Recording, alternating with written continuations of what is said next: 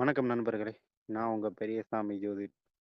இப்போ பார்த்தீங்கன்னா, மேல இருக்க சார்ட்ட பாருங்க. அ லக்னமா குடுத்துருக்கிறது வந்து நான் குடுத்துருக்க லக்னம் வந்து மேஷ லக்னம் குடுத்துருக்கேன். மேஷ லக்னத்திற்கு 5க்கு அதிபதி யாருன்னு பார்த்தா, சூரியன். 6க்கு அதிபதி யாருன்னு பார்த்தா, அ புதன். சரிங்களா?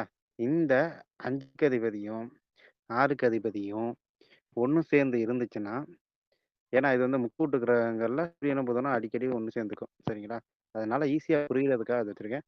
அதாவது 5க்கு அதிபதியும், 6க்கு அதிபதியும் ஒண்ணு சேர்ந்து இருந்துச்சுன்னா, அதற்கு பெயரு சங்க யோகம் என்று பெயர். சரிங்களா? இந்த யோகத்தினால என்ன பலன் கிடைக்கும்? அப்படின்னு நீங்க கேட்டீங்க.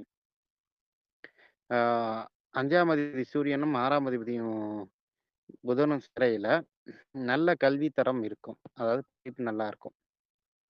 இன்னொரு விஷயம் என்னன்னா, ம் 3ஆம் அதிபதியும் புதனே ஆகுறதுனால தீர்க்க ஆயுள். சரிங்களா? தீர்க்க ஆயுள் இருக்கும். ம். நல்ல மனைவி, நல்ல புத்திரர்கள், நல்ல உத்தியோகம், இந்த பலன்கள்லாம் கரெக்ட்டா குடுக்கும். சரிங்களா? அப்போ 5க்கு அதிபதியும், 6க்கு அதிபதியும் ஒண்ணு சேர்ந்து இருந்தாலும் சரி, 2 பேர் பரிவர்த்தனையா இருந்தாலும் சரி, இல்ல ஒருவருக்கு ஒருவர் பார்த்துக்கிட்டு இருந்தாலும் சரி, இல்ல ஒருவருடைய நட்சத்திரத்துல இன்னொருவர் இருந்தாலும் சரி, 5க்கு அதிபதி, 6க்கு அதிபதி தொடர்பு இருந்துச்சுன்னா, அதுக்கு பேர் சங்க யோகம். இந்த சங்க யோகம் இருப்பவர்களுக்கு நல்ல உத்தியோகம், நல்ல மனைவி, நல்ல புத்திரர்கள் கிடைப்பார்கள். சரிங்களா?